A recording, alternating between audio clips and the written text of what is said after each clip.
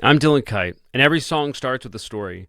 Sometimes it's only when the song is finished that I see the stories that were quietly shaping it all along. Welcome to No Destination. This is episode number 5. We're going to talk about the song Dark Water off of my record Late Bloomer in a Wallflower Suit. Growing up, looking around, everyone seemed so organized and put together. Like they had a plan, like they knew what they were doing. Like the adults had it figured out. And then you get to be an adult and realize, I have no idea what I'm doing. And that's okay. But then you have this other realization that the people that you were so sure knew what they were doing probably had no idea what they were doing all along. And neither do you. And that there's a strange comfort in that. Dark water is the realization that being someone who is motivated, who is constantly focusing on the process and not the finish line of the thing that the process was working towards, misses important things along the way. Some of those things might be joy, might be excitement, right? I've said a couple times in my life, like, I don't get excited. And I used to say that as like a badge of honor, like that not like in a stoic way, but like, oh, I don't get excited. And then like you say that enough and you're like, but why? Like how much? What? Like never. And that's not true. I do get excited. But I think to say you're excited means that you have expectations, and saying you have expectations mean that you can be let down, and being let down means that you are willing to be vulnerable and willing to be disappointed. And that's not something that I wanted to acknowledge for a long time. And so it was always easier to focus in on the process, no matter what I was doing, whether it was baseball, music, insert hobby. Well, first of all, if you don't know this about me, I don't know how to do anything casually, right? It's just the way that I'm wired. So I started running probably 11 years ago, and it started off as sprints that I was working with a trainer at the time that he had me do as a way to get the cardio in with the strength training. And I had this idea, like, somewhere along the way, getting deep into sprints, that like, this doesn't make me want to do bodily harm. This doesn't make me want to hit my head on the treadmill so I can pass out and take the rest of this as a break. I enjoyed it. And I was like, well, what if I just went outside and ran? Because I was doing all the sprints on a treadmill, which, if you've ever run, it's way more fun to run outside than it is on a treadmill. But you see other people running outside. They're doing it. I don't know if they're having fun, but they seem like they're doing it often. It doesn't look like their first time. And so I ran outside and I was like, that wasn't so bad. And I did it a couple more times. And then I signed up for a race. And then one race became another race. And then it became like a dozen. And then it became like 2 dozen. And the next thing I know, I ran a marathon. I was in the USA track and field. They call it like the Masters division. It's like people basically older than 30, which, if you didn't know at this point, yours truly is over the age of 30. But anyway, that's a microcosm of how this all plays out. We've talked about in previous episodes where, because I couldn't do music 110%, and it couldn't be like my unwavering focus, because I wasn't used to spinning all those plates, I couldn't do it, right? I started playing guitar again, and playing guitar meant I was then playing guitar and then starting another band. And then I was in 2 bands, and then I was making 2 records, and then, and it all just compound. Like I don't know how to do anything in moderation. And that yields really positive results, whether it's creatively or fitness wise. It can, it's great. I love, some people call it the grind. I don't prescribe to like that. Like you have to suffer. For me, why I think it's important to let you know that is because this version of myself that for so long would say things like, well, I don't get excited because I don't want to be disappointed, because then I'd be late, being let down, and then I'm admitting that I have some kind of expectations. And that all goes back to, I'm sure, some moment in young Dylan's life that he will discover. Actually, I think I know. You know what? We're on this podcast. I think I know what it was. I think it was one time my dad was supposed to pick me up, and I was excited about it, and he didn't show up. And I can remember not liking the way that felt and building some kind of defense mechanism. It's like, oh, I'm not going to do that again. I'm not going to get excited again. God forbid we do that, right? And newsflash, Dylan gets excited now. I do want these episodes to be somewhat evergreen, and so we won't talk about current events, but I have already started to plan out episodes past talking about the record, Late Bloomer and a Wallflower Suit, where we'll go into my newfound ability to be excited. But I do see it now as more of a reaction to something that helped me in the moment that long-term was detrimental. And so Darkwater, I think, is me really talking to myself in that way. And so it's, my head is full of doubt, but the words find their way out. My heart is bruised, but strong enough to love you. It's like acknowledging, like, I'm not perfect, but I could do this, right? I can love you, or, whatever it is that I'm trying to do. And then there's this acknowledgement. I really like songs that do this, that become more universal in the chorus. I love a big chorus. But we know things won't always go our way. Standing in the sunshine, cursing the rain. And I've gone years, I've held back tears, waiting for a better moment until a beautiful one disappears. And that's the chorus. It's a long chorus.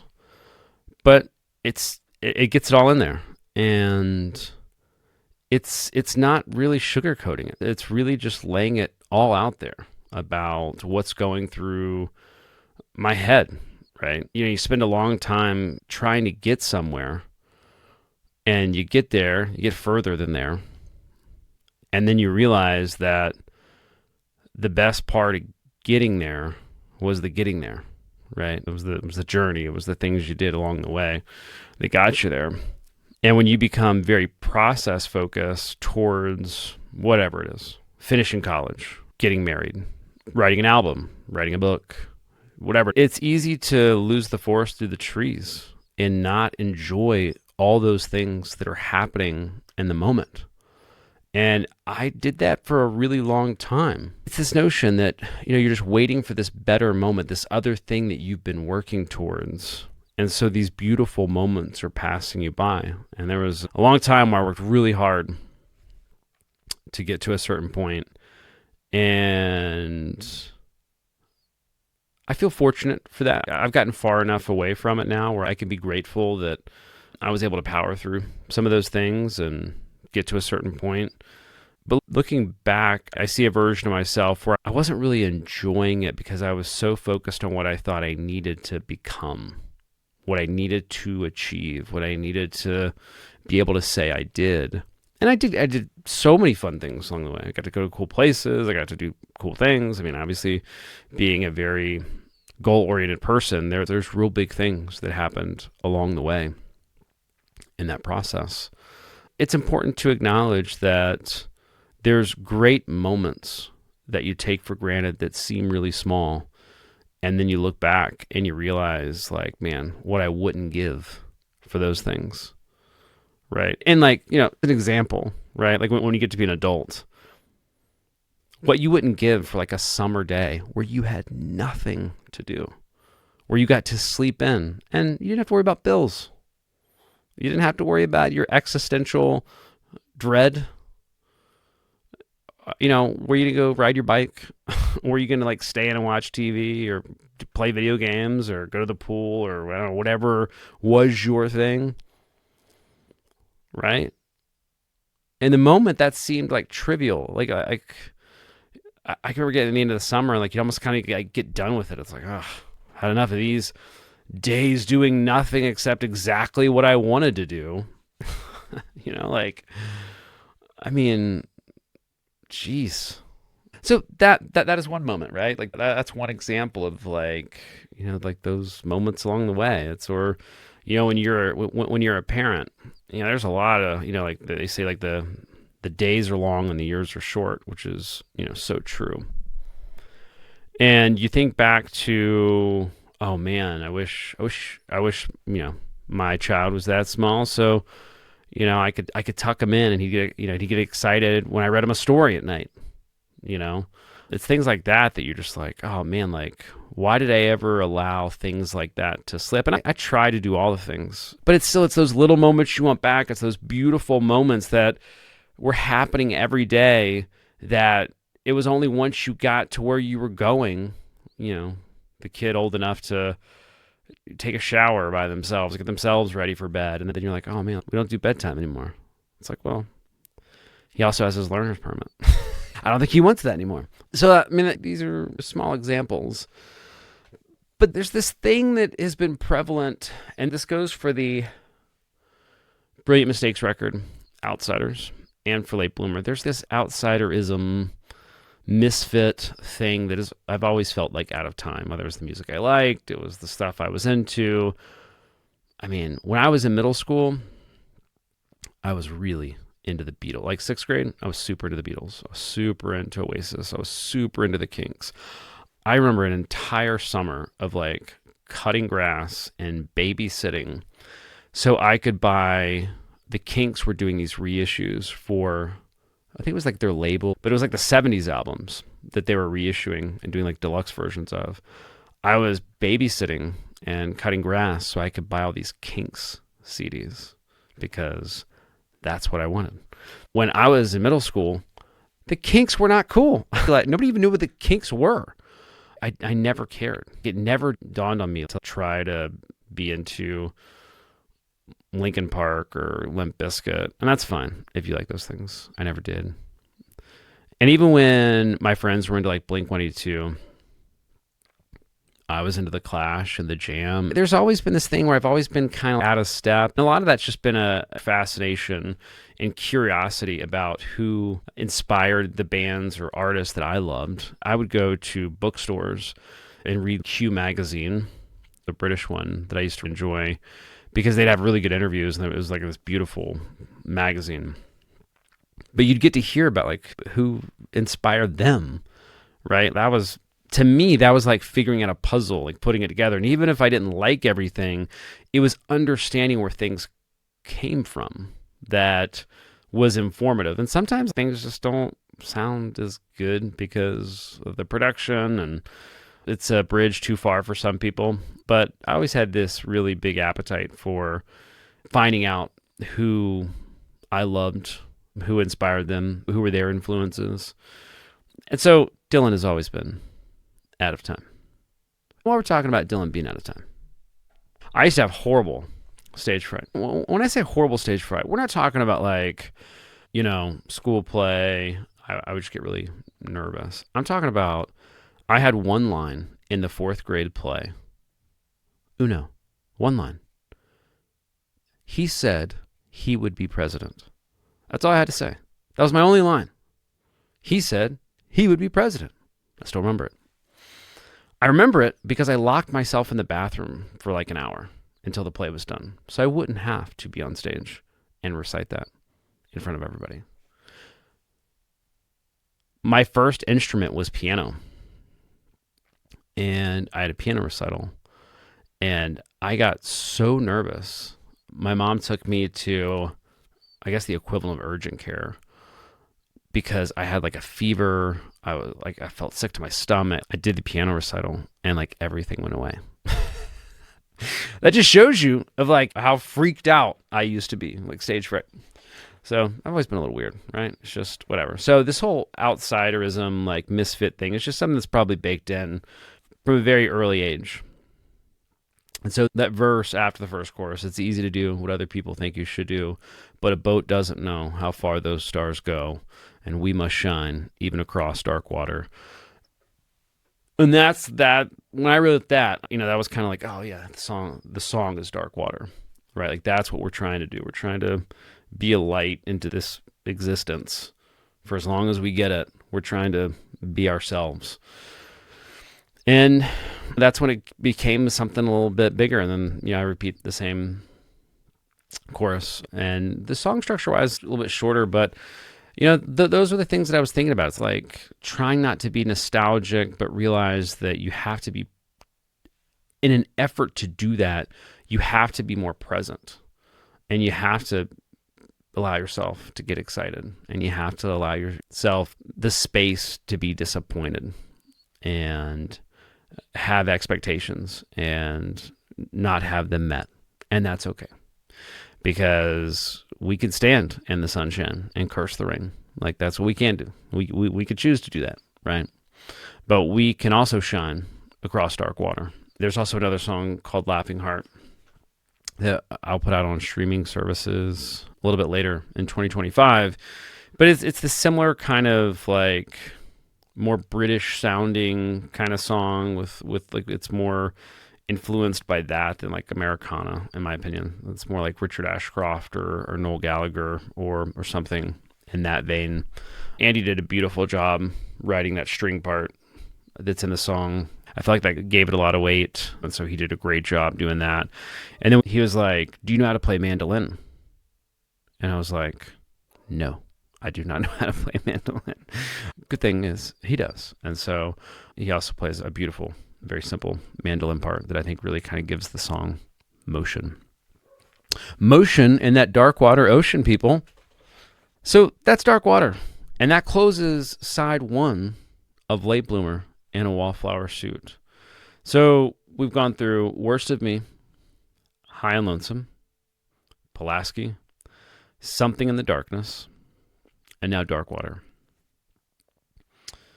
There was 2 versions of the record because there was 12 total songs recorded. There was probably 40 to 45 songs written total for the record. And Andy was a real big help in helping me parse through which songs we should keep and which songs we should save for later or just shouldn't be a part of this collection. He went with the one that had Dark Water, where it is closing out side 1, and then you get the lift into the side 2, side B, with the long way around. And, I'll talk in later episodes about Andy and Andrew, who play drums.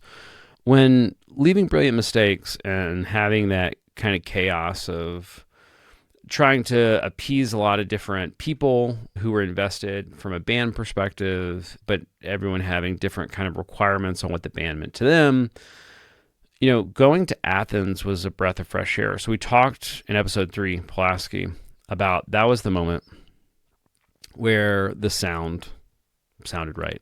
It was like, that's what we've been trying to go for the last, 8 months or however long it had been to record the second Brilliant Mistakes record.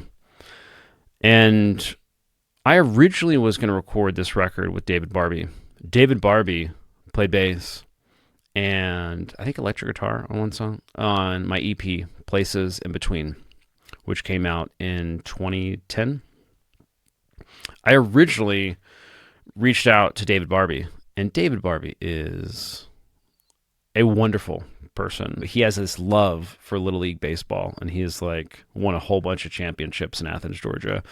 And he used to have like a radio show on Monday mornings where he would read the Little League scores in Clark County for like the local radio. Like he's like into Little League baseball. But when we were making that EP, he was like, Little League is the punk rock of baseball. And that always stuck with me because he's right. I've been a Little League coach now. I played softball. I've done the Little League coach stuff just because I love baseball. And, when my son was growing up, it was a great way to be able to spend more time and be a part of that. But like, you have kids, they'll just like sit down and start picking grass and throwing it, or tears in their eyes when they're walking up to the plate, and like all of a sudden their teammates start calling their name and shouting for them to do better, and then like they get a hit and everybody goes nuts. I mean, it's just like the emotion like of Little League baseball. It was great. But anyway, I originally reached out to David Barbie to help us get the songs to a place where I thought they should sound, which was different than the Brilliant Mistakes first record sonically.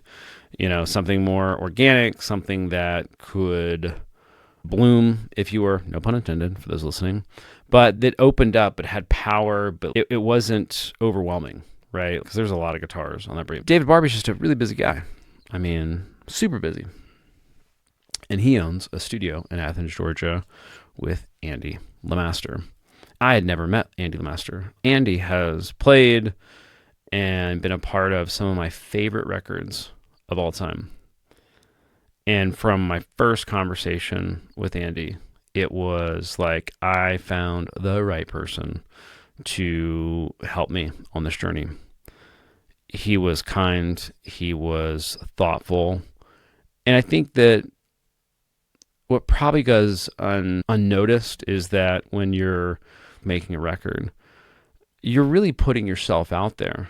And so, yeah, you could treat it like work, but at the same time, it's yourself that you're putting out there. It's yourself that is trying for things that maybe aren't working or are working, but maybe need to be led down a steeper path to do more of it or less of it or whatever.